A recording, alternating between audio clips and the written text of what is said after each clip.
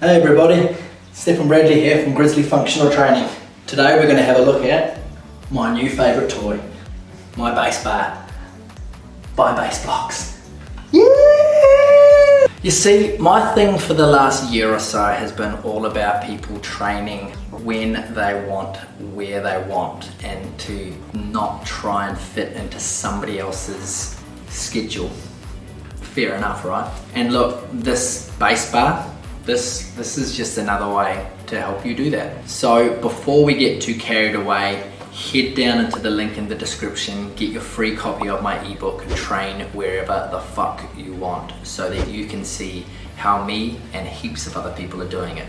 When we want, where we want. Alright, so the BaseBar by Baseblocks, this is something I've seen all over Instagram and everything lately, and it's always got George St-Pierre doing the promotional stuff. So without doing any background research, I'm gonna say he's probably reasonably involved in what's going on. But the guy's got a rig on him, right? Got an engine on him, so probably worth having a look at doing what he's doing. All right, before we get too carried away though, make sure you hit like and subscribe. Your support means a lot to me. First, let's have a look at the setup. It's honestly not really too difficult. If you can put together furniture from IKEA, you're probably overqualified for putting this together. You can see there's a few different options on the legs. There's a few holes set up on one side and then two round on the other side. So that's giving you your different options height-wise.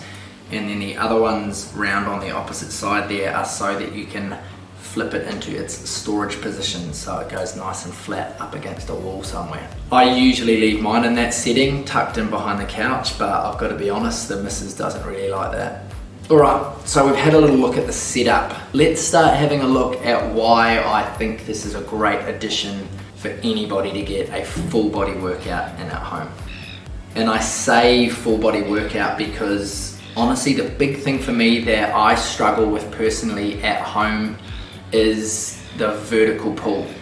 I have been doing these with resistance bands, tying them off on an angle, setting myself on anywhere from a 90 degree to a 45 so that I can pull the band down and engage my lats that way. But this just got a whole lot easier.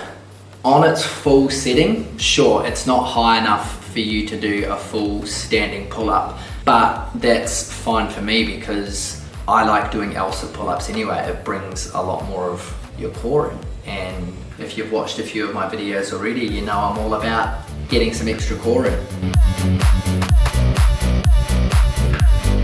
I've been mixing it up between a pull-up grip and a chin-up grip. But if you want to see more about that, then here's a video here that's going to talk to you a little bit more about pull-ups and chin-ups and how you can get better at them.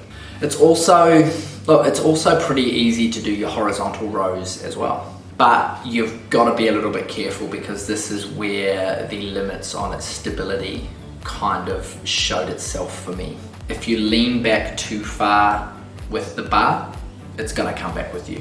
While the legs are quite long, they're not really long enough for you to move too far away with it. And look, it hasn't happened to me, but a few of my friends have fallen over with it.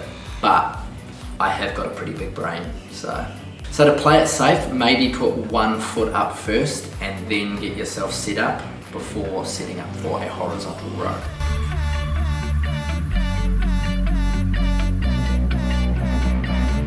Baseball grip pull-ups, like you saw me do at the start, is another great way to work all your pulling muscles with this bar. But look, one of the things I'm really working towards with this is I want to try and get a bar muscle up on it, and from the seated position that's proven to be quite difficult. So I've been spending a lot of time working on the negative phase of a muscle up, sitting up from the top and slowly lowering myself back down to the bottom.